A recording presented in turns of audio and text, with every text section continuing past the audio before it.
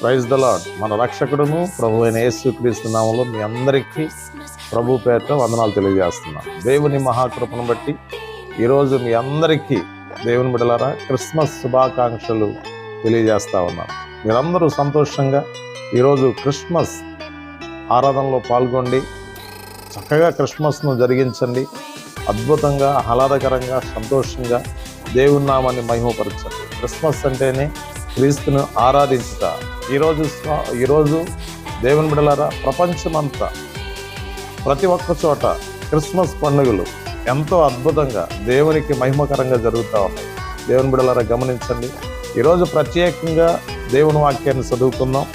లోకాసు వార్త నుండి 2వ అధ్యాయము 11వ వచనం చదువుకుందాం. దావీదు పట్టణమందు నేడు రక్షకుడు మీ కొరకు పుట్టి ఉన్నాడు, ఈయన ప్రభు అయిన క్రీస్తు. మీ అందరికీ క్రిస్మస్ శుభాకాంక్షలు తెలియజేస్తున్నాను. మీరు మీ ఇంటి వారు సంతోషంగా ఉండండి. అందరూ కలిసి దేవుని మందిరానికి వెళ్ళి క్రిస్మస్ లో పాల్గొని క్రీస్తుని ఆరాధించండి. దేవుని బిడ్డలారా ఖచ్చితంగా ప్రభు మీ అనుదిన జీవితంలో అద్భుతాలు చేసి ముందుకు నడిపిస్తాడు మిమ్మల్ని. దయచేసి గమనించాలి.